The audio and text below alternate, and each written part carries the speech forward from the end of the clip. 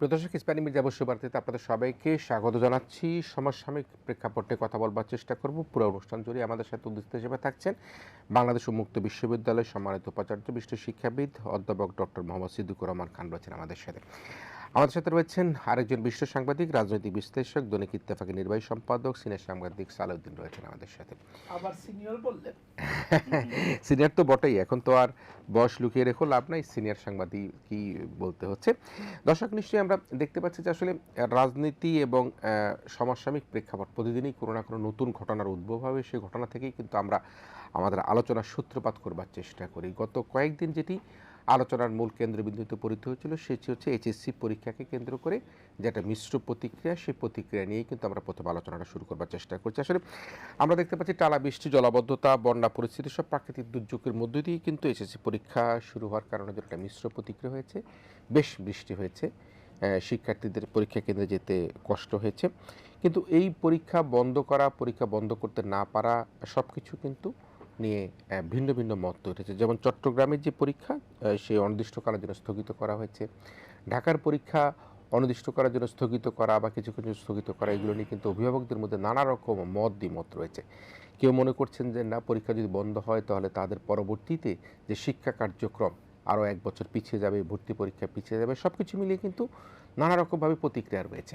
তবে মাননীয় শিক্ষামন্ত্রী জনাব এহসান মিলন, তিনি নকল প্রতিরোধের যে আন্দোলন, তার শিক্ষা প্রতিমন্ত্রী থাকালীন অবস্থায় তিনি সর্বাত্মক চেষ্টা করেছেন। এবারও তিনি সেই নকল প্রতিরোধ শিক্ষা ব্যবস্থাকে কীভাবে গুণগত শিক্ষার দিকে ঠেলে দেওয়া যায় সেভাবে কিন্তু তার চেষ্টাকে আমরা মনে করি এখনও তিনি তার চেষ্টার জন্য তিনি তার দ্ব্যর্থহীনভাবে কাজ করে যাচ্ছেন। সেই অবস্থায় আমি অধ্যাপক সিদ্দিকুর রহমান, আপনার ছেলে মেয়ে, আমারও ছেলেমেয়েরা এইচএসসি পরীক্ষা দিয়েছে বা একই লেভেলের পরীক্ষা দিচ্ছে। বাংলাদেশ প্রাকৃতিক দুর্যোগের দেশ, যে কোনো সময় যে কোনো ঘটনা ঘটতে পারে। ভূমিকম্প কখন হয় আমরা বলতে পারি না, এবং বৃষ্টি অনাবৃষ্টি খরা এর মধ্যেই কিন্তু আমাদের বেঁচে থাকা। তো এইচএসসি পরীক্ষা নিয়ে যে একটা উদ্ভুত পরিস্থিতি তৈরি করবার চেষ্টা করা হয়েছে, আমি জানি না এটা কোনো রাজনৈতিক ব্যাক্ট কোনো কিছু আছে কিনা, তারপরও আমরা যদি একেবারে সাদা মাটার চোখে দেখতে চাই তাহলে আপনি এই পরিস্থিতিটাকে কীভাবে দেখেন? ধন্যবাদ আপনাকে, এবং আমার সাথে আজকে আমার ভাই আছেন এবং দর্শক যারা দেখছেন সবাইকে শুভেচ্ছা। আমি প্রথমত এইচএসসি পরীক্ষা যেটি চলমান আছে সেই পরীক্ষায় বাংলাদেশে এসএসসি এবং সমমানের পরীক্ষা, আপনি মাদ্রাসা এবং কারিগরি শিক্ষা বোর্ড সমমানের পরীক্ষা আছে, কিন্তু আমাদের মেইন কনসেন্ট্রেশনটা আসলে এসএসসি পরীক্ষার দিকে চলে গেছে। মাদ্রাসার শিক্ষার্থীরাও পরীক্ষা দিচ্ছেন, যারা পরীক্ষা দিচ্ছেন সবাইকে আমি একজন শিক্ষক হিসাবে, অভিভাবক হিসাবে প্রথমে তাদের জন্য শুভেচ্ছা এবং শুভকামনা জানাচ্ছি। অভিভাবক হিসাবে এই কারণে বলছি যে এই চলমান পরীক্ষাতে আমার নিজের কন্যাটিও কিন্তু পরীক্ষায় অংশগ্রহণ করছে, সরি, এবং সেই সুবাদে প্রায় প্রতিদিনই আমার পরীক্ষা কেন্দ্রে যাওয়া আসা হচ্ছে, মেয়েকে নিয়ে আসা যাওয়া। আমি যাই হই না কেন সবার আগে আমি বাবাও তো বটে, তো সেই কারণে যাওয়া আসা হচ্ছে, এবং সেই প্রতিদিনের যাওয়া আসাতে পরীক্ষার কেন্দ্রের সামনে অভিভাবকদের কথাবার্তা সেগুলো আমি শুনছি। আমি একজন শিক্ষক হিসাবে আমি খুবই মর্মাহত এই কারণে যে আমাদের এই এসএসসি পরীক্ষাটি যেটা শুরু হয়েছে সেই পরীক্ষাকে কেন্দ্র করে আমরা বাংলাদেশে যে ধরনের ঘটনা দেখলাম, রাজপথে যা দেখলাম, আমার জানা নেই বাংলাদেশের ইতিহাসে এই ধরনের ঘটনা হয়েছে কিনা। এবং একজন শিক্ষামন্ত্রী তিনি পরীক্ষায় একটা শিক্ষার গুণগত মান নিশ্চিত করার জন্য যে ব্যবস্থাগুলো নিয়েছেন সেই ব্যবস্থাগুলোর জন্য শিক্ষার্থীদের কাছে এবং সব অভিভাবক না এবং সব শিক্ষার্থীদের কাছে নয়, যেভাবে যে কুৎসিত এবং যে ভাষায় তাকে মানে গণমাধ্যমে সোশ্যাল মিডিয়াতে যা বলা হচ্ছে, একজন শিক্ষক হিসাবে, একজন অভিভাবক হিসাবে এটিকে আমি কোনোভাবেই গ্রহণযোগ্য বলে মনে করি না। প্রথম কথা হলো যে আমরা একটা গণ অভ্যুত্থানের মধ্য দিয়ে আমাদের দেশের পট পরিবর্তন হয়েছে, এবং যে ফেসিবাদী সরকার বাংলাদেশ থেকে বিতাড়িত হয়েছে সেই ফেসিবাদী সরকার আপনি অর্থনীতির লুণ্ঠন, গণতন্ত্র হরণ, সুশাসনের অভাব, আইন শৃঙ্খলা পরিস্থিতি, বিচার সব কিছু ধ্বংস করেছে। এর সাথে একটা দীর্ঘমেয়াদী এই দেশের যে বড় ক্ষতি করে গেছে সেটা হলো শিক্ষা ব্যবস্থার ধ্বংস। এবং আপনি জানেন যে এই গত 15 বছর 16 বছর ধরে বাংলাদেশে পাবলিক পরীক্ষার নামে যা হয়েছে সেটা আমি, আপনি, এখানে ভাই আছেন, প্রত্যেকেই কিন্তু পাবলিক পরীক্ষায় অংশগ্রহণ করে এসেছি। সেই পাবলিক পরীক্ষার নামে দেশে যা হয়েছে তাকে কোনো পরীক্ষা বলা যায় কিনা আমি জানি না। আমার এই মোবাইলে এখন 4-5টা ভিডিও আছে যে পাবলিক পরীক্ষার হলে পরীক্ষার্থীরা কিভাবে পরীক্ষা দিচ্ছিলেন, সেইগুলোর কিছু ভিডিও আমাদের আছে। এখন আমাদের জেনারেশনের একটা অংশ মনে করেছে যে এটাই হচ্ছে পরীক্ষা পদ্ধতি, এটাই হচ্ছে পরীক্ষার ব্যবস্থাপনা। এর বাইরে যে একটা শিক্ষার গুণগত মান নিশ্চিত করার জন্য একটা পরীক্ষা, যে পরীক্ষায় অংশগ্রহণ করবে শিক্ষার্থীরা, সেখানে নকলমুক্তভাবে পরীক্ষা দিবে এবং একটা স্ট্যান্ডার্ড কোশ্চেনের মধ্য দিয়ে পরীক্ষা দিবে। গত বছর এসএসসি পরীক্ষার পর যেদিন রেজাল্ট হলো, সেই দিন কোনো একটা টেলিভিশনে আমাকে ডেকেছিল, যে ওনারা বলেছিলেন যে ফলাফল যে বিপর্যয় হলো এই ব্যাপারে আপনার বক্তব্য কি। আমি একটা সাদামাটা কথা বলেছিলাম যে ফলাফল বিপর্যয় হয় নাই, এইটাই হওয়ার উচিত ছিল। আমি, আপনি, ওনারা, আমরা প্রত্যেকেই কিন্তু পড়াশোনা করে আসছি এবং প্রত্যেকেই যখন পড়াশোনা করে আসছি, আপনি যে বছর পরীক্ষা দিয়েছেন, আমি যে বছর পরীক্ষা দিয়েছি, সেই পরীক্ষার পাশের হার কি ছিল। তো এখন এই শিক্ষার্থীদের মনন এবং মস্তিষ্কে, অভিভাবকদের মনন এবং মস্তিষ্কে সেটা তো বদ্ধমূল হয়ে গেছে যে পাস মানে, পরীক্ষার পাস মানেই হলো আপনার 95% পাস করতে হবে, 98% পাস করতে হবে এবং পরীক্ষার খাতায় যাই লেখুক না কেন, শিক্ষকদেরকে লিখিত ও লিখিত ভাবে কর্তৃপক্ষ এই নির্দেশনা দিবেন যে তাদেরকে পাস করিয়ে পাশের হার একটা দেখাতে হবে। এটি তাৎক্ষণিকভাবে যারা এর দ্বারা সুফল ভোগী হন তাদের জন্য এটা আনন্দ হয়, কিন্তু একটা দেশের জন্য এটা দীর্ঘস্থায়ী, একটা শিক্ষা ব্যবস্থার জন্য দীর্ঘস্থায়ী এটা একটা ক্ষতির কারণ হয়ে যায়। তো একটা জায়গায় তো আমাদের থামা দরকার। এখন যখন কোনো থামার হয়, কেউ কেউ কিন্তু এটার দ্বারা কিছুটা, আমরা বলবো আর কি, যে এখন যারা আমাদের কোমলমূর্তি শিক্ষার্থীরা যারা এর শিকার হয়ে যাচ্ছেন, তারাও হয়তো এটা ভাবছেন যে কেন আমাদের দিয়েই কেন পরীক্ষাটা, কোথাও থেকে না কোথাও থেকে শুরু করতে হবে। তবে যেটি আমি বলেছি যে এইবার যে পরীক্ষাটা শুরু হলো, সেই পরীক্ষাটা শুরু হওয়ার পর আমাদের যেটি দেখলাম যে দেশের, আমাদের দক্ষিণ পূর্বাঞ্চলে যে বন্যা পরিস্থিতি, সেইখানে পরীক্ষা বন্ধ হয়ে গেছে। আপনি সেইখানে পরীক্ষা বন্ধ হয়ে যাওয়ার ফলে অভিন্ন প্রশ্নে যখন পরীক্ষা হচ্ছে, সেখানে যখন আবার পরীক্ষাটা হবে, তারা তো এই প্রশ্নে আর পরীক্ষা দিতে পারবেন না, অন্য প্রশ্নে দিবেন। সেই প্রশ্ন একসাথেই করা আছে, সেই প্রশ্নেই দিবেন। কিন্তু যে লক্ষ্য নিয়ে সরকার যেটা করেছিল, সেটা প্রাকৃতিক দুর্যোগের কারণে কিন্তু কিছুটা হলেও ব্যাহত হয়েছে, চ্যালেঞ্জের মধ্যে। তো মোট কথা হলো যে যে পরিস্থিতি মাঠে তৈরি করা হয়েছে এবং শিক্ষার্থীরা যখন বলে যে আমরা এই মন্ত্রীকে চাই না, আমরা দীপুমণিকে চাই, আমরা এই সরকার চাই না, যখন হাসিনাকে চাই, যে সরকার দেশের শিক্ষা ব্যবস্থাকে ধ্বংস করে দিয়েছিল, যে শিক্ষামন্ত্রী দেশের মানে শিক্ষা ব্যবস্থা পাবলিক পরীক্ষার নামে একটা প্রহসন তৈরি করেছিল, তাদেরকেই যখন তারা রাস্তায় দাঁড়িয়ে চায়, তখন কিন্তু আমরা অভিভাবক হিসাবে বা একজন সচেতন মানুষ যেটাই বলেন না কেন, আমরা কিন্তু আমাদের পরবর্তী প্রজন্মের ভবিষ্যৎ সম্পর্কে ভয়ঙ্কর রকমের আমাদের মধ্যে উদ্বেগ তৈরি হয়। আমি একটা অনুরোধ করি, শেষ করব, যারা অভিভাবকরা আছেন তাদের বাচ্চাদের কল্যাণের জন্য তারা রাস্তায় এসেছেন। হ্যাঁ, প্রাকৃতিক দুর্যোগের জন্য একদিন একটা পরীক্ষা বন্ধ করা যেতে পারতো, কিন্তু হয়নি, যেহেতু বন্ধ করা সম্ভব, কারণ সকালবেলা সেদিন বৃষ্টিটা কিন্তু সকালবেলা অনেক বেশি হয়েছে এবং যে জন্য মাননীয় শিক্ষামন্ত্রীকে কাঠগড়ায় দাঁড়িয়ে তার সম্পর্কে যে ধরনের মন্তব্য আমাদের কোমলমতি শিক্ষার্থীরা বলেছেন অথবা কেউ বলিয়েছেন, অত্যন্ত নিন্দনীয়। আমার অভিভাবকদের প্রতি, আমি একজন অভিভাবক হিসেবে তাদেরকে একটা অনুরোধ করতে চাই যে আপনার দেশের কল্যাণের জন্য, আপনার সন্তানের ভবিষ্যতের জন্য তারা যে ধরনের পরীক্ষা চাচ্ছে, যে পরীক্ষা হলে গাড় ফিরাতে পারবো না, দয়া করে এটাকে সমর্থন করবেন না। নিশ্চয়ই নিশ্চয়ই। জনাব সালাউদ্দিন, আমরা আসবো আপনার কাছে, তবে আমি একটা প্রশ্ন তুলে রাখি যে আমাদের জিপিএ 5 পাওয়ার যে সংস্কৃতি, একেবারে অশুভ মানে খাঁচাই করে মনে হয় জিপিএ 5 পাওয়া যাচ্ছিল, এবং যদি সাবেক একজন শিক্ষামন্ত্রীর নাম বললেন যে সে সময় আমরা দেখেছি খিচুড়ি রান্নার নামে ক্লাসরুমের মধ্যে খিচুড়ি রান্না হতো, আলুর ভর্তা শেখানো হতো। পাবলিক পরীক্ষা যা হয়েছে, আমার ভিডিও অনেকগুলো আছে, জি, এখানে পাবলিক পরীক্ষার হলে যা হয়েছে, তো সে অবস্থায় একটা অটোপাসের সংস্কৃতি কিন্তু তৈরি হয়ে গেছে। শিক্ষার্থীদের আসলে কি ধরনের চাই, যেটি বলো ঘাড় ঘোরানো যাবে না, কথা বলা যাবে না, এ তো তাদের মনোবেদন হয়। পরীক্ষার প্রশ্ন কঠিন হচ্ছে কিনা, আপনি কিন্তু পরীক্ষা দিয়েছি, পরীক্ষা দিয়ে কিন্তু পরীক্ষার উত্তর দিতে না পারলে মন খারাপ লেগেছে, ভালো লাগলে আনন্দ লেগেছে, কিন্তু কখনো বের হয়ে গিয়ে পরীক্ষার প্রশ্ন কঠিন হয়েছে কিনা সে কারণের জন্য কিন্তু আপনি কখনো আমাদের সময় আমরা আন্দোলন বা শিক্ষকদের বিরুদ্ধে, শিক্ষামন্ত্রীর বিরুদ্ধে কোনো আন্দোলন আমি জানি না, আমার সেরকম দেখি নাই। আমি সেই আলোচনাটা আসবো। মিস্টার সালাউদ্দিন, আপনি নিশ্চয়ই পুরাটা অনুষ্ঠান জুড়েই আলোচনাটা করবেন এবং আপনারা দেখছেন পরিস্থিতি বুঝছেন। আমরা একজন শিক্ষার্থীকে সাথে আনবার চেষ্টা করি, যিনি এবারের পরীক্ষার্থী। আমাদের সাথে ডক্টর মাহবুবুর রহমান মোল্লা কলেজের বিজ্ঞান বিভাগের একজন শিক্ষার্থী আছেন নুসরাত জাহান। তিনি কি আমাদের সাথে আছেন, নুসরাত জাহান?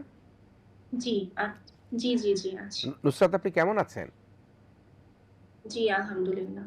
আচ্ছা, আপনার পরীক্ষা কয়টা শেষ হয়েছে? আমাদের পরীক্ষা টোটাল 7টা শেষ হয়েছে। 7টায়। পরীক্ষা কেমন হচ্ছে আপনার? আলহামদুলিল্লাহ সবগুলাই ভালো হইছে। বাংলা ফার্স্ট পেপারের এমসিকিউ একটু টাফ থাকলেও মানে পরীক্ষার প্রশ্ন আসলে কঠিন হওয়া অস্বাভাবিক কোনো কিছু না। আর ফিজিক্স ফার্স্ট পেপারটা একটু খারাপ হয়েছে, বাট ওটা আবার ফিজিক্স সেকেন্ড পেপার দিয়ে মানে পুষায় কভার নেওয়া করে গেছে। নিয়েছেন। আপনি এই যে উদ্ভট পরিস্থিতি হচ্ছে যে কিছু কিছু শিক্ষার্থী বৃষ্টি, অতিবৃষ্টি, অনাবৃষ্টি নিয়ে অনাকাঙ্ক্ষিত যে আলাপ আলোচনাগুলো করছে, শিক্ষামন্ত্রী নিয়ে মন্তব্য করছে। আপনি একজন শিক্ষার্থী হিসাবে আপনার 7টা পরীক্ষা শেষ হয়েছে, নিশ্চয়ই আগামীকাল পরীক্ষা আছে বা তারপরেও পরীক্ষা আছে। আপনি এই অবস্থাটাকে কীভাবে দেখেন? যেমন আমি একজন শিক্ষার্থীর কথা বলি, মেহজাবিন সুহি মাইলস্টোন কলেজের শিক্ষার্থী নন, যিনি আন্দোলনের একজন একটা বাচ্চা মেয়ে, খুবই ববকাট চুল, সে কিন্তু খুব আন্দোলন করবার চেষ্টা করেছে।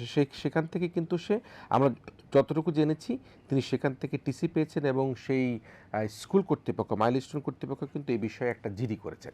আপনি এই সার্বিক অবস্থাটাকে কীভাবে দেখেন একজন শিক্ষার্থী হিসেবে? শিক্ষামন্ত্রী আপনার পিতার সমতুল্য, আপনার অভিভাবক সমতুল্য, জি। আপনি আমাদের সন্তান সমতুল্য। আপনি পুরো বিষয়টাকে কীভাবে দেখেন?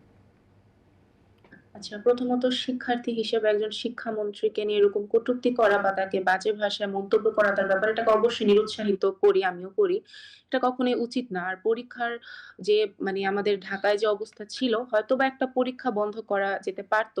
যেহেতু সেটা বন্ধ করা হয় নাই এবং পরবর্তীতে আমরা অংশগ্রহণ করছি এবং এরপর আমার মনে হয় না তারপর আমাদের মাননীয় শিক্ষামন্ত্রী আমাদের প্রত্যেকটা দাবি মেনে নিছে। এমনকি আমাদের ফিজিক্স ফার্স্ট পেপার যে কোয়েশ্চেন ছিল, এখানে ২ টা কোয়েশ্চেনের ত্রুটি ছিল। ওইটা নিয়ে আমাদের যে মানসিক অবস্থা খারাপ হয়েছে তিনি সেটা নিয়েও চিন্তা করছেন। চিন্তা করার পর উনি সবাইকে ফিজিক্স ফার্স্ট পেপারে হলো ২০ মার্ক প্রত্যেকটা স্টুডেন্টকে উনি মানে দিবে, এটা হচ্ছে নিশ্চিত করছেন। তো আমার মতে এখন ২০ মার্ক অটো পাওয়ার পরে পাস করতে আর দরকার ১৩ মার্ক। তো এরপরও যে মানে বর্তমানে দেশের পরিস্থিতি যারা খারাপ করার চেষ্টা করতেছে, হয়তোবা এর পেছনে অন্য কোনো মহলও দায়ী থাকতে পারে আমার মতে। কিন্তু যেটা করতেছে এটা আসলে উচিত না। এটাকে আমি নিরুৎসাহিত করি। কারণ উনি আমাদের পিতার সমতুল্য। আর প্রথমত আমরা আ আ ফ্যাসিবাদী সরকার হলো আ বিদায় হওয়ার পর আমরা সবাই চেয়েছি যে একটা সুষ্ঠু একটা মানে শিক্ষা ব্যবস্থা হোক। এ ব্যাপারে আমাদের সরকার আর শিক্ষা মন্ত্রণালয়ের যে মাননীয় কর্মকর্তারা সবাই সচেতন এবং খুব সুন্দরভাবে সবকিছু এগিয়ে নেওয়া যাচ্ছে। আর আমার মতে প্রশ্নপত্রে ভুল হওয়ার পরেও ৪ জন শিক্ষককে, যেটা আমরা সামাজিক যোগাযোগ মাধ্যমে দেখছি যে ৪ জন শিক্ষককে হলো শোকজ করা হইছে। তো আর প্রত্যেকটা শিক্ষার্থীকে অটো মার্ক দেওয়ার ব্যবস্থা করা হইছে। তো এরপরও যে শিক্ষার্থীর একজন মাননীয় ব্যক্তিকে যে মানে কটূক্তি করতেছে বা তাকে নিয়ে বাজে মন্তব্য করতেছে, বিভিন্ন সময় বিভিন্ন আইডির মধ্যে দেখা যায় অনেক বাজে উল্টাপাল্টা পোস্ট Facebook স্ক্রল করলে আমরা দেখতে পারি। তো এই জিনিসগুলাকে খুব নিরুৎসাহিত করি। কারণ উনি আমাদের পিতৃতুল্য। আর প্রত্যেকটা ব্যাপারে উনি মেনে নিছে। আমরা যেটা বলছি উনি মেনে নিছে। এমনকি সব ব্যাপারে উনি সাপোর্ট করতেছে। সরকার, শিক্ষামন্ত্রী উনার এ ব্যাপারে অবগত আছে। তো আমার মনে হয় বর্তমানে যারা বাহিরে আছে বা রাস্তায় আছে, এরা আসলে আমার মনে হয় না এদের পড়ার প্রতি কোনো আগ্রহ আছে বা এরা স্বাভাবিক কোনো শিক্ষার্থী। আপনি যদি সামাজিক যোগাযোগ মাধ্যমে একটা ভিডিও দেখেন, একটা আন্দোলনের ভিডিও, ওইখানে একজনকে জিজ্ঞাসা করা হইছে যে, "আপনি যে আন্দোলনে আসছেন আপনি কিসে পড়াশোনা করেন?" উনি কিন্তু আমাদের লেভেলের স্টুডেন্ট না। উনি বলতেছে উনি ১০ম শ্রেণীতে, উনি এসএসসি দিচ্ছে এবার। তো এক্ষেত্রে এগুলো আসলে ক্লিয়ার যে কারা আছে বা এখানে আসল শিক্ষার্থী কয়জন বা বাহিরের মানুষ কয়টা, এটা কিন্তু আমরা ক্লিয়ারলি বুঝতে পারতেছি। তো আমার মতে প্রত্যেকটা দাবি মানার পর আর সবকিছু হওয়ার পর একজন শিক্ষামন্ত্রীকে এরকম কটূক্তি করা বা বাজে ভাষায় মন্তব্য করা মোটেও উচিত মানে বলে আমি মনে করি না। আর প্রশ্নপত্র কঠিন হওয়া অনেক স্বাভাবিক একটা ব্যাপার। আমাদের বাংলা ফার্স্ট পেপার কোয়েশ্চেন কঠিন হইছে, বাংলা সেকেন্ড পেপার সহজ হইছে। ওটা দিয়ে আমরা আরেকটা কভার দিতে পারছি। আর বোর্ড পরীক্ষার নিয়মই এটা যে একটা কঠিন হইলে আরেকটা একটু শিক্ষার্থীদের আয়ত্তে থাকবে। না হলে তো আর কেউ ভালো রেজাল্ট করতে পারত না। তো তো আমাদের ফিজিক্স ফার্স্ট পেপার কঠিন হওয়ার পর ফিজিক্স সেকেন্ড পেপার আমাদের সহজ করা হয়েছে। নিশ্চয়ই আবার নিশ্চয়ই নুসরাত জাহান, আপনার কাছে অনেক বিশ্লেষণ শুনলাম। আমি সালাউদ্দিন, আমি একটা মোটা দাগে দুই একটা কথা, নুসরাতের কথা একেবারে আমার হৃদয়ে গেঁথে রেখেছে। বললো এরা আসলে স্বাভাবিক শিক্ষার্থী কিনা। তিনি প্রশ্ন তুলেছেন যারা আন্দোলন করছেন, দেখা যাচ্ছে দশম শ্রেণীর একজন শিক্ষার্থীও সেখানে আছেন। তিনি বলেছেন যে এই পরিস্থিতিতে শিক্ষামন্ত্রী আমাদের অভিভাবক তুল্য, সকল কিছুই কিন্তু মেনে নেওয়া হয়েছে। যারা রাজপথে এই আন্দোলন করবার চেষ্টা করছেন, এদের পিছনে অন্য কোনো ইন্ধন আছে কিনা। আপনি এই মাননীয় শিক্ষামন্ত্রী নুসরাতের বক্তব্য এবং ডক্টর সিদ্দিকুর রহমানের যে আলোচনা, আপনি সার্বিক বিষয়টাকে কীভাবে দেখছেন? না দেখেন, এখানে আমি দেখলাম আলোচনা থেকে অজস্র প্রশ্ন আসছে, যেগুলো হয়তো উত্তর দেওয়ার দরকার। আপনি যেগুলো বলছেন এগুলোর আমি একটু কথা বলবো, কিন্তু আমি মনে করি আর কি, শিক্ষার্থীরা যে দাবিটা করেছিল এই যে অতিবৃষ্টির কারণে, জলাবদ্ধতার কারণে এবং কোথাও কোথাও বন্যার কারণে তার পরীক্ষা পিছানোর দাবিটা অত্যন্ত যৌক্তিক ছিল।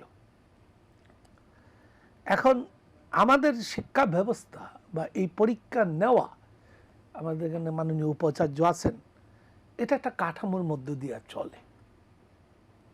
মূলত সিদ্ধান্তটা নেন আপনি বিশ্ববিদ্যালয়ের পরীক্ষা নেওয়ার ব্যাপারে, সিদ্ধান্ত কিন্তু অনেক সময় উপাচার্য নেন না, এগুলো স্ব বিভাগ থেকে হয়। তো এইটার একটা কাঠামো ছিল। কাঠামোটা কি? ওখানে বোর্ডের চেয়ারম্যানরা ছিলেন, আন্তঃবোর্ড একটা কমিটিও আছে, আবার সমস্ত বোর্ডের চেয়ারম্যানরা আছেন, বিভাগীয় কমিশনার আছেন, জেলা প্রশাসক আছেন, এসপি আছেন। তার সঙ্গে আমাদের এখানে শিক্ষা মন্ত্রণালয় যুক্ত থাকে। তারা তাদেরকে জিজ্ঞেস করে দেশের পরিস্থিতি কি। দেশের পরিস্থিতি খারাপ ছিল, বন্যা এবং জলাবদ্ধতা ছিল, যে কারণে একটা বোর্ডের, চট্টগ্রাম শিক্ষা বোর্ডের পরীক্ষাই বন্ধ করে দেওয়া হয়েছে। কিন্তু এই জায়গায় যে দাবিগুলো আসছে, আমরা যে আলোচনাটা করছি, এটা আমরা শিক্ষার্থীদেরকে ঢালাওভাবে দায়ী করলে হবে না। আপনি দেখবেন তাদের যৌক্তিক দাবি সরকার কিন্তু অ্যাড্রেস করছে, শিক্ষা মন্ত্রণালয় অ্যাড্রেস করছে। তাদের দাবিগুলোর মধ্যে একটা, যে যারা পরীক্ষা জলাবদ্ধতার কারণে, বন্যার কারণে দিতে পারে নাই, তারা আবার চট্টগ্রাম বোর্ডের সঙ্গে দিতে পারবে। পদার্থবিজ্ঞান বিভাগের যে দুটি প্রশ্নের ভুল, সেটাও অ্যাড্রেস করছে। আমি যদিও মনে করি অ্যাড্রেসটা ভুল, তারা করেছে, শিক্ষার্থীরাও তো খুশি। এটা একটা অটো পাস, অটো মার্ক দেওয়ার মতো হয়ে যায়। কেন বললাম এটা? আন্তর্জাতিক ক্ষেত্রে বাংলাদেশের শিক্ষা ব্যবস্থা কিন্তু তার কোনো মানের পর্যায়ে নাই। কারণ আমরা দীর্ঘদিন অপসংস্কৃতি, কুসংস্কৃতি, দুর্নীতি, আমলাতন্ত্র, রাজনৈতিক তন্ত্র ইত্যাদির মধ্য দিয়া আমরা কোনো একটা শিক্ষা ব্যবস্থায় গড়ে তুলি নাই। এটা আমি পরে আসব। আমি মনে করি যারা পরীক্ষা দিয়েছে, যারা এই প্রশ্নটা সঠিকভাবেও দিয়েছে বা দেয় নাই, অন্যগুলো প্রশ্ন, একটা প্রশ্ন কিন্তু দুটো থাকে না, মানে অনেকগুলো বিকল্প থাকে। যারা দিতে ইচ্ছুক না, যে তাই সে ভালো করে ফেলছে, সে দিবে না। কিন্তু সকলকে চট্টগ্রাম বোর্ডের সঙ্গে পদার্থবিজ্ঞান পরীক্ষাটা একটা যৌক্তিক সময় দিয়ে, যৌক্তিক ঘোষণাও দিয়ে করে নেওয়া উচিত। তাহলে আন্তর্জাতিকভাবে এই পরীক্ষার এই ফলাফল নিয়ে কোনোদিন প্রশ্ন উঠবে না। কিন্তু ওই শিক্ষার্থী যখন বাইরের দুনিয়ায় কোনো বড় বিশ্ববিদ্যালয়ে পড়তে যাবে, এগুলো নিয়ে কিন্তু প্রশ্ন উঠবে। এটা একটা। এগুলোর পদ্ধতি কি, এগুলো আন্তর্জাতিক স্ট্যান্ডার্ডটা কি? স্ট্যান্ডার্ড হতে পারে সে দুটি পরীক্ষায় অংশ নিবে, যেটাই সে চূড়ান্ত বেশি মার্ক পাবে, এটাই কিন্তু গণনা হয়। কারণ কখনো এই মানে নেতিবাচকটাকে গুরুত্ব দেওয়া হয় না, ইতিবাচকটাকে গুরুত্ব দেওয়া হয়। সে পরীক্ষা দিবে, সে আবার ভালোও করতে পারে।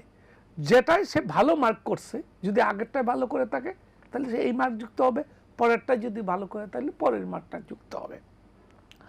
আর এই যে কিছু অশ্লীল অসভ্য কথাবার্তা, এর শিক্ষার্থীরা বলে নাই, শিক্ষার্থীদের দায়ী করে লাভ নাই। যারা শিক্ষার্থী না, আপনি তো বললেন যারা পরীক্ষা দেয় না, হ্যাঁ দিবে না, বা যারা পড়ালেখা করে নাই, বা যারা পড়ালেখা করলো পাস করবে না, এরাই চায় একটা বিশৃঙ্খলা লাগে ওটু পাস করা। যে ঘটনা আমরা অন্তর্বর্তীকালীন সময়ে ঘটতে দেখেছি। কিন্তু এটা অন্তর্বর্তীকালীন সরকারের দোষও ছিল না, তারা বহু চেষ্টা করেছে। আপনার মনে আছে সেই সময় শিক্ষার্থীরা সচিবালয় দখল করে ফেলেছে। পরিস্থিতিটা এরকম ছিল, অন্তর্বর্তী সরকারের কোনো রাজনৈতিক দল ছিল না। তারপরে তৎকালীন সময় আমাদের পুলিশ, আমাদের প্রশাসনগুলো একটা 5ই আগস্টের পরবর্তী সময়ে একটা নাজুক অবস্থায় ছিল, ফলে তারা মানতে বাধ্য হয়েছে। একটা খারাপ দাবি, একটা অন্যায় দাবি তারা মানতে বাধ্য হয়েছে, তাদের দোষ না। কিন্তু এই কাজগুলো কারা করেছে আপনি দেখবেন, এরপরেই যারা ভালো ভালো ছাত্রী শিক্ষার্থী এরা কিন্তু প্রতিবাদ করেছে। যারা পরীক্ষায় ফেল করে, একটু দেখলাম, হ্যাঁ পরীক্ষায় যেমন ফেল করে, নুসরাত জাহান আপনি প্রতিবাদ করলো। আপনি দেখেন ঢাকা এই পরিসংখ্যাটা, সঠিক পরিসংখ্যাটা আমার কাছে এই মুহূর্তে নাই, আমি দেখেও তো বলতে পারবো, হাজার হাজার শিক্ষার্থী পরীক্ষা দিয়েছে। ঢাকা শহরে আনাচে কানাচে প্রতিটি গলি গলিতে কলেজ আছে, কয়টা শিক্ষার্থী বেরিয়েছে? সেই শিক্ষার্থীদের মিছিলে কতটা লোক ছিল, তার মধ্যে কতটা লোক কি ধরনের দাবি করছে, তাতে আপনি বুঝে যাবেন। খুব অল্প লোক অসভ্য ভাষায় কথা বলছে। যেমন আরেকটা বিষয় যেটা নিয়ে ছাত্ররা যখন ছড়িয়েছে, দুটি জিনিস ছড়িয়েছিল যারা তাদের মধ্যে উত্তেজনা তৈরি করছিল। এক শিক্ষার্থী আত্মহত্যা করছে পরীক্ষা দিতে না পারে, এটা সঠিক ছিল না, কিন্তু এই গুজবটা রটিয়েছে। তবে বাংলাদেশে পরীক্ষা চলাকালে বা পরীক্ষার পরে ফলাফলের পর আত্মহত্যার ঘটনা আছে। অনেকেই দেখা গেল পরীক্ষার সময় সে দেখা গেল সে আশানুরূপ ফল করতে পারে নাই, তখন তার মধ্যে একটা আসে যে আমার রেজাল্ট খারাপ হবে, মা বাবা গালি দিবে, আরো এটা একটা মানসিক রোগ কিন্তু আত্মহত্যা করা। এগুলো বাংলাদেশে আপনি যদি পরিসংখ্যান দেখেন, প্রতি বছর এই ধরনের 1টা 2টা 3টা 4টা ঘটনা ঘটে। তো এগুলা কিন্তু স্বাভাবিক, কিন্তু ওই দিন পরীক্ষা দিতে পারে নাই, আত্মহত্যা করছে, এই ধরনের ঘটনা নাই। আর বিষয়টা তো নিষ্পত্তি হলো, যারা পরীক্ষা দিতে পারবে না তারা চট্টগ্রাম বোর্ডের সঙ্গে আবার দিবে, তার মানে অনেক সময় পেয়ে গেল। কিন্তু একটা জিনিস একটু আমি করতে চাই যে কুমিল্লা বোর্ডের একটা পরীক্ষা কেন্দ্রের কথা বলা হয়েছিল যে সেখানে অনেক পরীক্ষার্থী পরীক্ষা দেয় নাই, কিন্তু আমি দেখলাম কুমিল্লা বোর্ডের চেয়ারম্যান সাংবাদিক সম্মেলন করে তিনি পরিসংখ্যান করেছেন যে একজন শিক্ষার্থীও সেখানে হাজির ছিল না। কিন্তু এই বিষয়গুলোকে কিন্তু কেউ কেউ পুঁজি করে এই পরিস্থিতিটা তৈরি করেছিল। এখানে আজকে একটা ভিডিও দেখলাম আমি, এখানে এই শিক্ষা প্রতিষ্ঠানের প্রধান শিক্ষকের দায় আছে। আজকে ওখানে স্থানীয় সংসদ সদস্য আমাদের মনিরুল হক চৌধুরী ওখানে গিয়েছিলেন।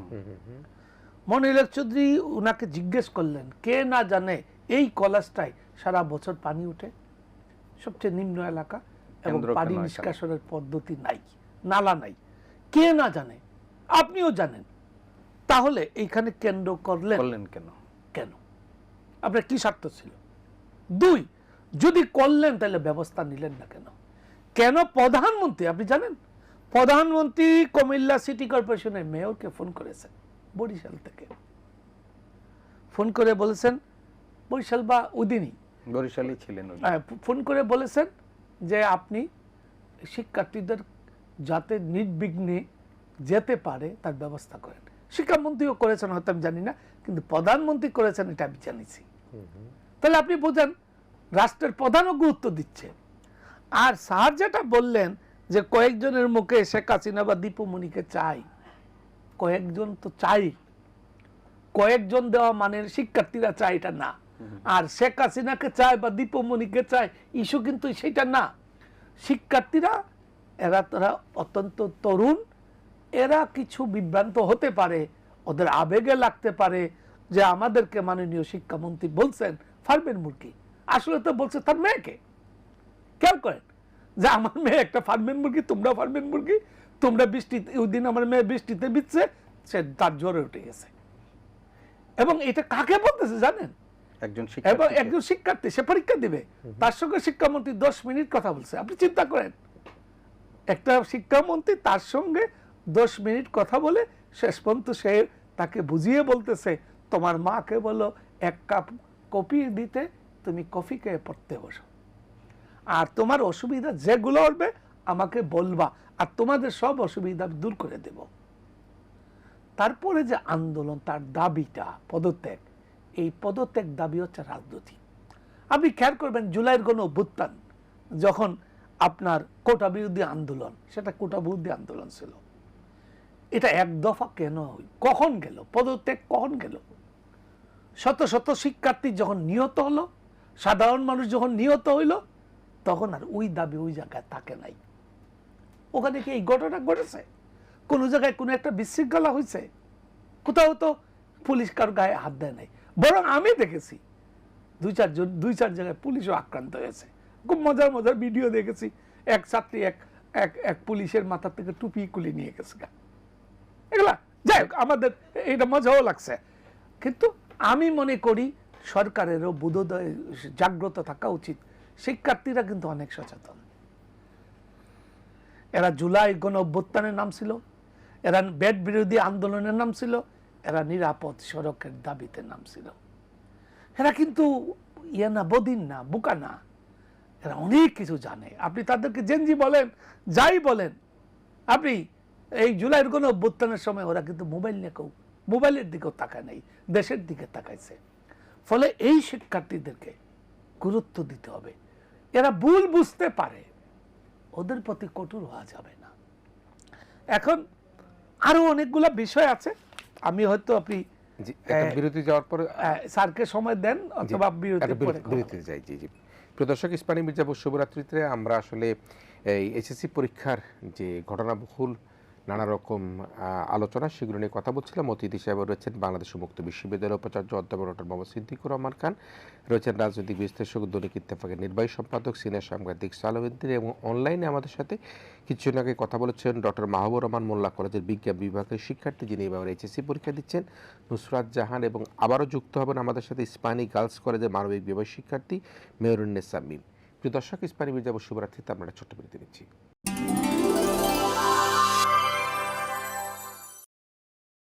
ইস্পানী মির্জাপুর শুভরাত্রিতে আপনাদের সবাইকে স্বাগত জানাচ্ছি। আমরা আসলে যে কথা বলছিলাম এইচএসসি পরীক্ষার যে মিশ্র প্রতিক্রিয়া, সেটা নিয়ে কথা বলছিলাম, সমসাময়িক প্রেক্ষাপট নিয়ে। অতিথি হিসেবে অধ্যাপক ডক্টর সিদ্দিকুর রহমান, সিনিয়র সাংবাদিক সালাউদ্দিন রয়েছেন। আমরা একটু যুক্তি করে নিচ্ছি ইস্পানী গার্লস কলেজের মানবিক বিভাগের শিক্ষার্থী, যিনি এবার পরীক্ষা দিচ্ছেন, মেহরুন্নেসা মিমকে একটু আমাদের অনলাইনে যুক্ত করছি। মিম, আপনি কি আমাদেরকে শুনতে পাচ্ছেন? জি, শুনতে পাচ্ছি। মিম, একটু সামগ্রিক পরিস্থিতি নিয়ে আপনি একটু বলবেন কি না, যে আসলে এই পরীক্ষা নিয়ে কিছু কিছু পরীক্ষার্থী এক ধরনের অসদাচরণমূলক কথাবার্তা বলবার চেষ্টা করেছে, বৃষ্টি হয়েছে, কোথাও কোথাও পরীক্ষার্থীদের কষ্ট হয়েছে, আবার শিক্ষামন্ত্রীকে নিয়ে নানা রকম মন্তব্য করেছে। আপনি আসলে একজন পরীক্ষার্থী হিসেবে পুরো বিষয়টাকে কিভাবে দেখেন? জিনিসটা হলো কি, আসলে আমাদের অনেক ভোগান্তি হইছে, এটা সত্যি। কিন্তু এখানে অনেকে আছে যারা দেখলাম মানে যেটা ঠিক না ওইটা নিয়ে কথা বলতেছে। যেমন এখানে, হ্যাঁ, উনি অনেকদিন পর মন্ত্রিত্ব পাইছে, এটাতে হচ্ছে ওনার অনেক নতুন করে আসছে, এটা ঠিক। কিন্তু এখন যে এটার জন্য ওনারা বলবে যে পদত্যাগ করতে, এটা তো ঠিক না। হ্যাঁ, আমাদের ভোগান্তি হচ্ছে, পানির মধ্যে পরীক্ষা দিচ্ছি, সব ঠিক, কিন্তু ওনাকে তো আমাদের একটা সময় দেওয়া উচিত ছিল। কিন্তু এখানে অনেকজন আসছে, এসেই প্রথম এক দফা এক দাবি যে ওনার পদত্যাগ, এটা যুক্তিযুক্ত না। আচ্ছা আচ্ছা। আর যে যে পরীক্ষা নিয়ে যে যেমন মনে করেন অনেকে আন্দোলন করছে, যারা পরীক্ষার্থী না বলা হচ্ছে, হয়তোবা ওই কলেজে বা স্কুলেরই পরীক্ষার্থী না, সে জায়গাটা কিভাবে দেখেন আপনি? এটা, হ্যাঁ, অনলাইনে অনেক দেখা গেছে। যেমন একজন ছিল, তাকে আমার বাবার মতো লাগতেছিল দেখতে, অনেকটা বয়স্ক, সে কিনা বলতেছে যে সে ক্লাস 10 এর স্টুডেন্ট। এগুলো তো আসলে মানা যায় না। আচ্ছা, আপনারা কি পরীক্ষা বাতিল চাচ্ছেন এখন, না কি চাচ্ছেন এখন? বাতিল যখন আমাদের দরকার ছিল, যেমন একটা সময় আমাদের ঢাকার মধ্যে অনেকটা বন্যা হয়ে গেছে, তখন খুবই দরকার ছিল। এখন পরিস্থিতি অনেকটা স্বাভাবিক, এখন বাতিল করার তো কোনো প্রশ্ন আসে না। আমি একটা প্রশ্ন জি নিশ্চয়ই। জি স্যার। আচ্ছা, আপনাকে আমার একটা প্রশ্ন, সেটি হচ্ছে যে এই যে শিক্ষার্থীরা বলছে যে পরীক্ষা হলে একটু গার্ড একটু কড়াকড়িভাবে হচ্ছে, বা পরীক্ষার প্রশ্নটা একটু স্ট্যান্ডার্ড হচ্ছে, আগের মতো যেরকম পরীক্ষা হলে যেভাবে নকল করা যেত বা কেউ কেউ এরকম বলছে, আপনি কি মনে করেন যে এই যে পরীক্ষায় গার্ডটা একটু কঠিন করে দেওয়া হচ্ছে বা মানে নকল করা যাচ্ছে না বা এরকম, এটি কি হওয়া উচিত শিক্ষা ব্যবস্থায়? আপনি একজন পরীক্ষার্থী হিসাবে কি মনে করেন আপনি? এখন আমি যদি গার্ডের ভয়তে পরীক্ষা নিই তাহলে না দিই, তাহলে এটা তো আমার জন্য মানে আমি কেমন স্টুডেন্ট? আমি যদি গার্ডের ভয়তে পরীক্ষা না দিই, আমাকে তো 2 বছর দেওয়া হয়েছে, আমাকে এনাফ টাইম যে আমি যেন ওই টাইমটায় পড়ে আমি আমার প্রিপার মানে আমার ইয়েটা নিতে পারি। প্রিপারেশনটা। এখন এখন পরীক্ষা, বোর্ড পরীক্ষা, এটা তো গার্ড হবে, এটাই স্বাভাবিক। এখন গার্ড যেরকম একটা বোর্ড পরীক্ষায় দেওয়া উচিত, আমি বলবো যে হ্যাঁ ঠিক তেমনই দেওয়া হচ্ছে, এটা বেশি কিছুও না কম কিছুও না। কিন্তু আমি সত্যি বলতে খুব ভালো একটা স্টুডেন্ট না, তো এই জন্য আমার কাছে কোয়েশ্চেনটা অ্যাকচুয়ালি একটু বেশি টাফ লাগতেছে, কজ আমার এতটা পড়া হয়নি। এটা আমার ব্যর্থতা যে আমি পড়তে পারি নাই। জি, জি। ধন্যবাদ মিম আপনাকে। আপনি চমৎকারভাবে কথা বলবার চেষ্টা প্রফেসর সিদ্দিকুর রহমান, এবং এখানে মিম এবং নুসরাত জাহান দুজনেই কিন্তু চমৎকারভাবে বললেন যে বিষয়টা হচ্ছে যে, যেমন মিম বলল যে আপনি ঘাড় ঘুরাতে পারবেন না, পরীক্ষার হলে কিছু নর্মস আছে এবং আমার ব্যর্থতা আমি যদি ভালো পরীক্ষা দিতে না পারি। আবার একই সাথে নুসরাত জাহানও বললেন যে যারা আন্দোলন করছেন এরা কিন্তু অ্যাকচুয়ালি শিক্ষার্থী বা পরীক্ষার্থী কিনা সেটি তিনি সন্দেহ পোষণ করেছেন, বাবার বয়সীকেও আন্দোলনে দেখেছেন। জি। না, আমি প্রথম কথা হলো আমাদের যে দুজন শিক্ষার্থী এখানে এসেছেন কথা বলেছেন তাদেরকে আমি ধন্যবাদ জানাই এবং তাদের জন্য আবারও আমার শুভকামনা। আসলে আমাদের বেশিরভাগ শিক্ষার্থী তো এরকমই এবং এইরকমটাই প্রত্যাশিত। ব্যতিক্রম কিছু আছে এবং ব্যতিক্রম কিছু মাঠে নেমেছে, তাদের সাথে অন্যরা হয়তো ফুয়েলিং করতে এসেছেন। কিন্তু এইখানে মাঠে যে শিক্ষার্থীরা ছিল না এমনটাও না, শিক্ষার্থী ছিল, বিভিন্ন লেভেলের শিক্ষার্থী ছিল। তো আমার যেটি বক্তব্য সেটি হচ্ছে যে বাংলাদেশের যে শিক্ষা ব্যবস্থার যে আমরা বলবো যে একটা ধস নামিয়ে দেওয়া হয়েছে, সেটা থেকে আমাদের উত্তরণ ঘটাতে হবে। হয়তো এইবারের শিক্ষার্থী যারা আছেন তারা মনস্তাত্ত্বিকভাবে এতটা প্রস্তুত ছিল না যে ধরনের স্ট্যান্ডার্ড কোয়েশ্চেন হচ্ছে, আমি কঠিন বলবো না, স্ট্যান্ডার্ড কোয়েশ্চেন। আপনি খালি নিজেকে, আমরা মনে করি আজকের এদের কাছে তো পৃথিবী অনেক বেশি উন্মুক্ত, লেখাপড়ার মাধ্যম ওদের কাছে অনেক বেশি। কিন্তু একটা সময় যারা এই দেশের লেখাপড়া করেছেন বা আমাদের কাছেও, তখন কিন্তু আমাদের এই একটা বই আমাদের ছিল। আমরা এখন ও যে কিন্তু সাজেশন পাচ্ছে, বিভিন্ন অনলাইনে পাচ্ছে, 10 মিনিট ক্লাসরুমে যাচ্ছে, অনেকভাবে তারা নিজেদেরকে কিন্তু মানে উপযুক্ত করার জন্য অনেক সুযোগ পাচ্ছেন। তো এখন কথাটা হচ্ছে যে এই যে শিক্ষার্থীরা পরীক্ষায় অংশগ্রহণ করছেন, আপনি যেটা বলেছেন এবং ভাই যেটা বলেছে যে আমাদের তো প্রাকৃতিক দুর্যোগ বাংলাদেশে হয় এবং জুন মাসে আমাদের বৃষ্টি থাকে, এবং জুন মাসে যে প্রথম পরীক্ষা হয়েছে এমনটাও না, জুন মাসে আগেও পরীক্ষা হয়েছে। কিন্তু হঠাৎ করে আমাদের যে বন্যাটা হলো সেটা কিন্তু এই যে চট্টগ্রাম অঞ্চলে যেটা, এটা ফ্লাড যেটা আমরা বলি, পানি উঠেছে আবার পানি নেমে গেছে, কিন্তু বন্যা পরবর্তী পরিস্থিতিতে যে পরিস্থিতি মানে মানুষকে ভোগান্তিটা হতে হয়, সেটা তো শিক্ষার্থীদের একটা বড় সময় লাগে এবং সরকার সেখানে সিদ্ধান্ত নিয়েছে। এখন আমার কাছে যেটা মনে হচ্ছে যে শিক্ষার্থীদেরকে যারাই যেভাবে পরিচালিত করুক না কেন, এই ঘটনার পর আমার মনে হয় প্রত্যেকেরই একটা লেসন হয়েছে। আমাদের শিক্ষার্থীরা যারা রাস্তায় এসেছিলেন, এই যে আপনি বারবার একজন শিক্ষার্থীর কথা বলছেন, আমি তো দেখেছি যে গোটা আন্দোলনটা অন্ততপক্ষে আমি ফেসবুকে যা দেখেছি বা সোশ্যাল মিডিয়াতে একজন শিক্ষার্থীর নাম উল্লেখ করেছেন যিনি মাইলস্টোন কর্তৃপক্ষ তার বিরুদ্ধে একটা জিডিও করেছেন, একজন শিক্ষার্থী, এবং তিনি তো শিক্ষার্থী এবং ইংরেজি ভার্সনের শিক্ষার্থী তিনি ছিলেন, এবং সেই শিক্ষার্থী যে ল্যাঙ্গুয়েজে কথা বলেছে, যেভাবে কথা বলেছে, একটা রিক্সাওয়ালার সাথে রাস্তায় যেভাবে ব্যবহার করেছে, সেগুলো আমাদের কাছে প্রত্যাশিত না। উনি শিক্ষার্থী, যে লেভেলেরই হোক, পরীক্ষার্থী হোক বা যেভাবে হোক, এবং অন্য যে লেভেলের শিক্ষার্থীরাও হয়েছে, সেই শিক্ষার্থীরা ধরেন যে ধরনের উল্লাস, মানে আমরা বলবো যে রাস্তায় একজন গালি দিতে পারলাম একজন শিক্ষামন্ত্রীকে, যেগুলো করেছেন সেগুলো না। আমার মেয়ে আমাকে প্রশ্ন করে মাঝে মধ্যে যে বাবা এদের কি কোনো মা বাবা নেই, ওনারা দেখেন না যে সোশ্যাল মিডিয়াতে বা ফেসবুকে এসে যে তারা এইভাবে কথা বলেন, কেউ দেখেন? আমার কাছে কোনো উত্তর নেই। তো আমি যেটা বলতে চাই যে মাননীয় শিক্ষামন্ত্রী, ওনারও তো একটা এইবার অভিজ্ঞতা হয়েছে যে বাংলাদেশে কোন ধরনের পরিস্থিতিতে কোন ধরনের প্রতিক্রিয়া হয়, এবং ওনারা যেটা বুঝেছেন যে ছাত্র শক্তির প্রতি আমাদের তো একটা সমীহবোধ দেশের মানুষের তৈরি হয়েছে, সেটাকে কাজে লাগানোর চেষ্টা হয়তো কেউ কেউ করেছে। এবং দেখেন শিক্ষার্থীরা কিন্তু প্রধানমন্ত্রী শুধুমাত্র শিক্ষামন্ত্রীর পদত্যাগে থাকেন নাই, কেউ কেউ কিন্তু সরকারের পদত্যাগ, প্রধানমন্ত্রীর পদত্যাগ সেই পর্যন্তও তারা গেছেন। এবং এই যে কোমলমতি শিক্ষার্থীদের মধ্য দিয়ে যে এই কাজটা, এবং ইস্যুটা কি, যে পরীক্ষাটা আমাদের দুর্ভোগ হয়েছে, এই দুর্ভোগের মধ্যে এমন শিক্ষার্থীর কাছে তো আমরা শুনেছি এই যে প্রচন্ড রোদ উঠেছে, এটা কি প্রাকৃতিক দুর্যোগ না, এটাকে কনসিডার এভাবে আমরা কিভাবে পরীক্ষা দিতে হবে, তাহলে কোন পরিস্থিতি তৈরি করা যাবে। আমি অনুরোধ করব একজন শিক্ষার্থীদের প্রতি, প্রত্যেকের প্রতি একটা অনুরোধ থাকবে, আসলে আমাদেরকে লেখাপড়া করে নিজের ভবিষ্যৎ গড়তে হবে, শর্টকাট কোনো পথ নাই। আমি যখন ঢাকা বিশ্ববিদ্যালয়ে একজন ডিনও ছিলাম, আমি একটা অনুষদে, আমি খুব কষ্ট পেয়েছি সেই সময় যে ভর্তি পরীক্ষার ফলাফল যখন হলো 9% শিক্ষার্থী যখন সেখানে শুধু পাস মার্কটা পেয়েছে, শুধু পাস মার্ক ভর্তি পরীক্ষায়।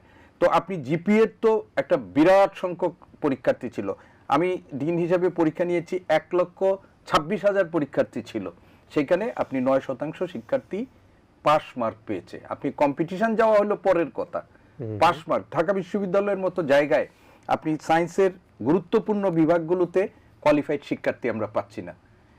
ফিজিক্সে 2 বছর আগে 30টা সিট খালি থাকছে, ট্রিপলির মতো ইয়েতে আমার খালি থাকছে। কেন খালি থাকছে? ফলাফল তো ভালো, কিন্তু রিকোয়ার মার্কস যেটা আছে মিনিমাম, সেই মার্কসটা তারা কোয়ালিফাই করতে পারছে না, ফলে আমরা ভর্তি করতে পারছি না।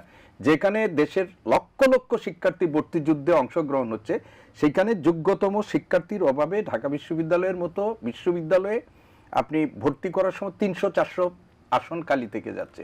তো আমরা তো বলবো যে অভিভাবকদের, যে এই যে জিপিএ 5 পাওয়ার যে অশুভ একটা, আমরা বলবো আনহেলদি কম্পিটিশন আমাদের তৈরি হয়েছে, এবং আমাদের সন্তানদের উপর একটা বাড়তি মনস্তাত্ত্বিক চাপ আমরা অভিভাবকরা তৈরি করে দিচ্ছি শিক্ষার্থীদের উপর, আমাদের সন্তানদের উপর, এটা থেকে আমাদের দূরে সরে যেতে হবে। আপনার সন্তানকে আমি যখন দেখি ঢাকা বিশ্ববিদ্যালয়ে, আপনি দেখেন পরিসংখ্যান, এই ঢাকার কত শতাংশ শিক্ষার্থী এখন মফস্বল থেকে আসে, তাদের জিপিএ ভালো না, কিন্তু চলে আসতেছে এখানে।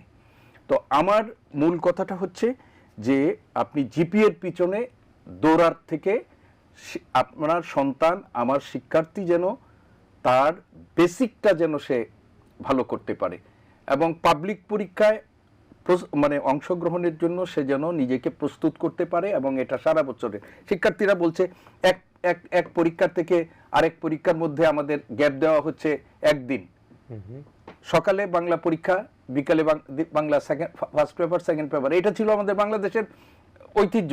এই শেখ হাসিনার সময় এসে 2 মাস 2.5 মাস ধরে আপনার পাবলিক পরীক্ষা নেওয়া শুরু হয়ে গেছে, এবং হয়ে ফলাফল দিচ্ছেন আপনি 30 দিনে, 35 দিনে, 40 দিনে, যেন তেন করে উত্তরপত্র মূল্যায়ন, 7 দিন ধরে খাতা দেখার মধ্যে আপনি 100 খাতা 7 দিনের মধ্যে দিবেন, যেন তেন ভাবে উত্তরপত্র মূল্যায়ন, আর পরীক্ষা নিচ্ছেন আপনি 2 মাস ধরে। এটা হতে পারে না আপনার আপনি পরীক্ষার আগের দিন আপনি শুধু প্রস্তুতি নিয়ে পরীক্ষা দিতে যাবেন, রিভিশন দিতে যাবেন। শিক্ষার্থীরা দাবি করছে যে আমি 11,000 ইয়ে পড়েছি, 3টা গিয়ে পেয়েছি আমি। অদ্ভুত সব কথা, যে 11,000 কি বলে ওগুলো এমসিকিউ পড়েছি, 3টা আমি মানে কমন পেয়েছি। আরে ভাই, আপনি ওই গাইড বইয়ের পিছন থেকে আপনি দৌড় সারেন না, আপনি মেইন বই পড়ে যান না কেন, পড়ে যান। এবং আমি মনে করি যে শিক্ষার্থীদের প্রত্যেকেরই উচিত যে পড়াশোনাটা সারা বছরের পড়াশোনা, পরীক্ষার আগের দিনের প্রস্তুতি আর রিভিশনের প্রস্তুতি, এটা দিয়ে কোনোদিন পড়াশোনা হয় না।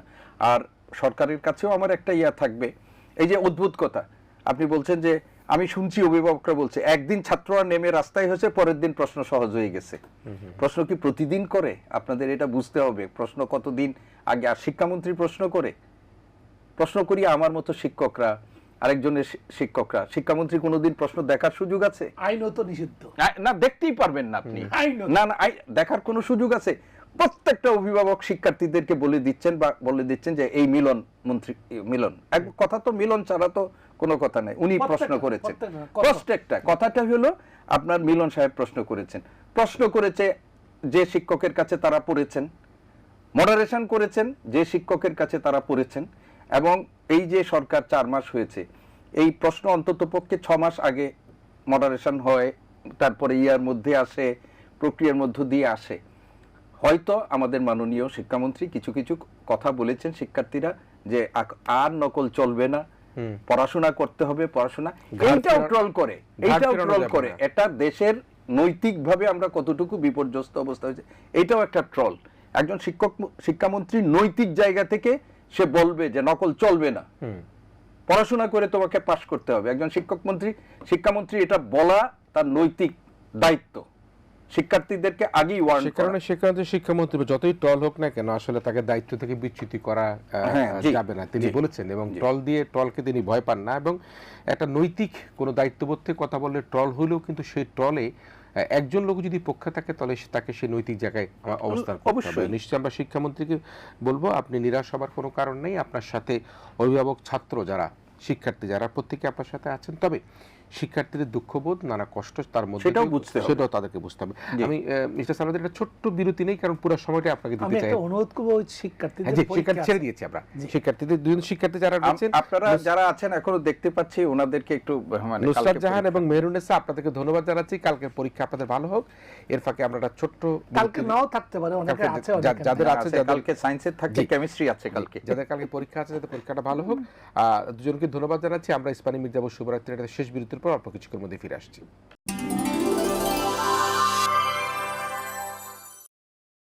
ইসমানী মির্জাপুর শুভরাত্রিতে শেষ বিরতির পর আমরা আবার আলোচনা এসেছি। অধ্যাপক ডক্টর মোহাম্মদ সিদ্দিকুর রহমান, সিনিয়র সাংবাদিক সালাউদ্দিন রয়েছেন আমাদের সাথে। আমি সালাউদ্দিন ভাই, আমি প্রশ্নটা তুলে রেখেছিলাম যে আলোচনাটা আসলে, সেই আলোচনাটার মূল বিষয়টা সেটা হচ্ছে আসলে এই যে এইচএসসি পরীক্ষাকে কেন্দ্র করে আমরা দুজন শিক্ষার্থীর কথা শুনেছি, মন্তব্য শুনেছি, আপনিও কিছু কথা বলেছেন, প্রফেসর সিদ্দিকুর রহমানও কথা বলেছেন। সবশেষ আপনার বিশ্লেষণে আপনি কীভাবে দেখতে চান আসলে এই এইচএসসি পরীক্ষাকে নিয়ে যে উদ্ভূত পরিস্থিতি হচ্ছে, যদিও সেটি নিরসন হয়ে যাচ্ছে, কতিপয় কিছু শিক্ষার্থী, কতিপয় কিছু অভিভাবক যদি কোনো রকম এই খারাপ মন্তব্য করে থাকে, সেটি কিন্তু একটা অবসান হতে যাচ্ছে, তারপর আপনি সামরিক বিষয়টাকে আপনি কীভাবে দেখেন? আচ্ছা, আমি আবারও ওটা বলে নেই, এটা দায় কিন্তু আছে, একটা ব্যবস্থার দায় কিন্তু আছে, ব্যবস্থা। কারণ আপনাকে একটা কথা বুঝতে হবে, বাংলাদেশ সম্পর্কে আপনি তো জানেন যে বাংলাদেশের অনেক দরিদ্র। কবি জসিমউদ্দিনের সেই কবিতা পড়েন নাই, বেন্না পাতার ছানি, আসমানি কবিতা? অনেক দরিদ্র ঘর আছে যে একটু বৃষ্টি হইলেই তার ঘর দিয়ে পানি পড়ে। এটা তো ও একটু ছিল না, সারা রাত সারা দিন বৃষ্টি হয়েছে, গ্রামগঞ্জে অনেক জায়গায় ডুবে গেছে। তো ফলে এই যে পদ্ধতি, আন্তঃবোর্ড বা বিভাগীয় কমিশনার বা জেলা প্রশাসক একটা সিদ্ধান্ত দিলেন, মন্ত্রণালয় মেনে নিলেন, কারণ মাঠ পর্যায় থেকে এই রিপোর্টটা আসছে। তো এইটা আমি মনে করি এটা একটা দায় আছে। এই পদ্ধতি একটা আমলাতান্ত্রিক পদ্ধতি, এই পদ্ধতি একটা ঘুণে ধরা পদ্ধতি, এবং এই পদ্ধতি সেই পাকিস্তান আমল বা ব্রিটিশ আমল থেকেই চলে আসছে। এই সব লোকদের, আমি বিশেষ করে পাকিস্তান আমল থেকেই এই পদ্ধতিগুলো চলে আসছে। কি অসুবিধা হইতো 3 দিন পরীক্ষা পিছিয়ে দিলে? কি অসুবিধা হতো? ওটা যৌক্তিক ছিল। কিন্তু তাৎক্ষণিকভাবে কি বোঝা যেত যে বৃষ্টি হলো তো রাত্রেবেলা বা রাতেবেলা অতিবৃষ্টি? অবশ্যই বোঝা যেত, অবশ্যই বোঝা যেত। কারণ যারা স্কুলে গেছে, আসলে কি এটা সঠিকভাবে আমি মনে করি কি জানেন, ওই মাননীয় মন্ত্রী ওদের সঙ্গে যে জুম মিটিং করেছেন, তারপরে যদি উনি অভিভাবকের সঙ্গে বা শিক্ষার্থীদের সঙ্গে একটা জুম মিটিং করতেন, তাহলে উনি বুঝতে পারতেন যে পরীক্ষা স্থগিত করা দরকার। উনি তো বুঝতে পারেন নাই। এগুলো হচ্ছে ব্যবস্থার দায়, আমি বলছি আর কি। এটা করা যাইতো, আপনি এটা বোঝা হয়তো যাইতো। তো এটার এক সামান্য ত্রুটি আছে, কিন্তু মন্ত্রীর পদত্যাগ দাবিটা, এটা দুটি ঘটনা। একটা হচ্ছে রাজনৈতিক, আর একটা হচ্ছে কোন স্বার্থান্বেষী মহল এখানে আছে। কিছু ভাড়াটিয়ার লোক ওইখানে ছিল, যাদের আমরা সোশ্যাল মিডিয়ায় বা গণমাধ্যমেও দেখেছি। অনেকে আপনাদের রিপোর্টারদেরও ইয়া থেকে দেখছি, ওরা খারাপ। তাহলে এমন কোন লোক এখানে ছিল যারা শিক্ষামন্ত্রী এই পদে থাকুক চায় না। আর আরেকটা ছিল রাজনৈতিক, যারা ওই বিভিন্ন ঘটনায় কেউ শিক্ষার্থী সেজে যারা আসে, কখনো আনসার বিটিভি হয়ে আসে না, তো এই রকম পরাজিত শক্তিও ছিল এখানে। আমি তো বলি প্রথমে দুই পরাজিত শক্তি ছিল, পরে একটা সরে গেছে এই এটার মধ্যে দেওয়া। তো যাই হোক, পরীক্ষা হচ্ছে, আমি মনে করি বাকি পরীক্ষাগুলো ভালোভাবে হওয়া উচিত। আরেকটা বিষয় এখন এই ভাবনার বিষয়, কেন আমাদের এই বর্ষাকালে এই চলে আসছে যুগ যুগ, আমি পরীক্ষা দিয়েছি ভাই, এখন আমার মনে পড়ে স্যার যে বলছে 2 বেলা পরীক্ষা দিতে হইতো, আমি 2 বেলার পরীক্ষার্থী, সকালে এক পেপার, বিকালে আরেক সন্ধ্যাবেলা যে বিকালবেলা যে পরীক্ষা দিছি মোমবাতি নিয়ে যাইতে হয়েছে। তখন তো স্কুলে কারেন্ট ছিল না, কলেজে কারেন্ট ছিল না, মোমবাতি নিয়ে যাইতে হয়েছে, কারণ অন্ধকার চলে আসতো, এত বৃষ্টি আসতো, জানালা লাগাইয়া ফেলতো, তখন মোমবাতি দিয়ে তারপর পরীক্ষা দিছি। এগুলো আমাদের জীবনে, অনেকের জীবনেই ঘটছে। তো যেহেতু কেন বর্ষাকালে পরীক্ষা নেব, আমি উন্নত বিশ্বেগুলোতে পরীক্ষা নেওয়ার একটা সূচি আছে, বেশ করে বড় বড় পাবলিক পরীক্ষাগুলো। আপনি কেন নভেম্বর থেকে ডিসেম্বরের ফার্স্ট উইকের মধ্যে এই প্রাথমিক বিদ্যালয় এবং মাধ্যমিকের পরীক্ষা কেন শেষ করবেন না, মাধ্যমিকের অন্যান্য পরীক্ষা? তারপরে আপনি জানুয়ারির শেষ দিক থেকে ফেব্রুয়ারির প্রথম দিকে আপনি এসএসসি পরীক্ষা শেষ করে দিবেন, তারপরে আপনি ফেব্রুয়ারির শেষার্ধে বা মার্চের শুরুতেই আপনি এসএসসি পরীক্ষা নেবেন। তাহলে এইগুলো হবে না, নাহলে আজ না হলেও কাল আবার বৃষ্টি হবে, বন্যা হবে। বাংলাদেশে বর্ষাকালে যদি বৃষ্টি না হয়, বন্যা না হয়, কোন কালে হবে? তো ফলে এগুলা ভাবনার বিষয়। কেন ভাবা হয় না জানেন? বাংলাদেশে কোনো শিক্ষা ব্যবস্থাই নেই। দীপমণি আসলে সে এক ধরনের ব্যবস্থা হয়, এখন মিলন সাহেব আছেন শিক্ষামন্ত্রী, তিনি একটা ব্যবস্থা নিয়ে আসবেন, এর আগে আরেক শিক্ষামন্ত্রী ছিলেন, তিনি একটা ব্যবস্থা নিয়ে আসবেন। বাংলাদেশে একটা এলোমেলো শিক্ষা ব্যবস্থা আছে। বাংলাদেশে এই যে একটা উদাহরণ দিই, এক সচিব আক্ষেপ করে বলছিলেন, আমি এমএ পাস, আমার পিএস সাহেব এমএ পাস, আমার এপিএস সাহেব এমএ পাস। এই যে চা নিয়ে ঢুকলেন আমার পিয়ন সাহেব, উনিও এমএ পাস, আমার স্টেনোগ্রাফারও এমএ পাস। বাংলাদেশে এখন একটা কেরানির পরীক্ষায় 10,000 এমএ পাস পরীক্ষার ছাত্র দিচ্ছে। সারা পৃথিবীতে খুঁজেন উন্নত বিশ্ব যারা উন্নত সেই ব্যবস্থা নেই। অস্ট্রেলিয়ার কথাই বলি, আমার সন্তানরা ওখানে তাকে পড়ালেখা করে, শতকরা 5 ভাগ লোক উচ্চ শিক্ষা যায়, তাও আর পিএইচডি করে শেষ বয়সে আইসা। সকলের জন্য উচ্চ শিক্ষা না, কিন্তু সকলের জন্য শিক্ষা দরকার আছে। এবং আমাদের শিক্ষাটা হইতে প্রযুক্তি নির্ভর, কর্ম নির্ভর, কর্মমুখী। হ্যাঁ, কর্মমুখী। এখন আমাদের আছে কি ধরনের শিক্ষা? একটা গতানুগতিক প্রাথমিক শিক্ষা বা সাধারণ শিক্ষা যেটা চলছে, আর একটা হচ্ছে ও লেভেল, এ লেভেল, আর একটা হলো মাদ্রাসা, আবার 2 রকম, কমি মাদ্রাসা, কমি আলিয়া। তো আমরা কি করছি জানেন? আমরা ভিন্ন ভিন্ন সংস্কৃতির লোককে এনে একটা আমাদের জাতীয় ঐক্য সংগতির বিরুদ্ধে, এটা আমাদের এই যে সংঘাত তৈরি হচ্ছে, সংস্কৃতির সংঘাত, শিক্ষার সংঘাত, আবার আমরা একটা বড় ধরনের বেকার জনগোষ্ঠী তৈরি করছি। সরকার আরেকটা ভালো কাজের মধ্যে একটা মন্দ কাজ করেছে। ভালো কাজের মধ্যে মন্দ কাজ কি? এটা কাজটা ভালো, কারণ আমাদের মসজিদের ইমাম সাহেবরা খুব অল্প বেতন পায়, কেউ কেউ বেতনও পায় না, তাদেরকে বেতনের ব্যবস্থা করেছে। এখন মাশাআল্লাহ একটা গ্রামে 10-20টা মসজিদ হয়ে যাবে। তা ভালোর মধ্যে খারাপ করেছে। হ্যাঁ, আমার গ্রামেই আমি গিয়ে দেখি অনেকগুলা মসজিদ, তো তখন চাকরি পাবে, বেতন পাবে, এটা তো অনেক বেকার আছে না, সে একটা মসজিদ বানায় বলে। ফলে এগুলা কিভাবে সুন্দর কাঠামোর মধ্যে দিয়ে করবে, এগুলার একটা বিষয়। আমি যেটা বললাম, আমাদের শিক্ষা ব্যবস্থা হওয়া উচিত এককেন্দ্রিক। তার মানে কি? তার মানে কি সে হাদিস পড়বে না? অবশ্যই পড়তে হবে তাকে, যদি সে চায়।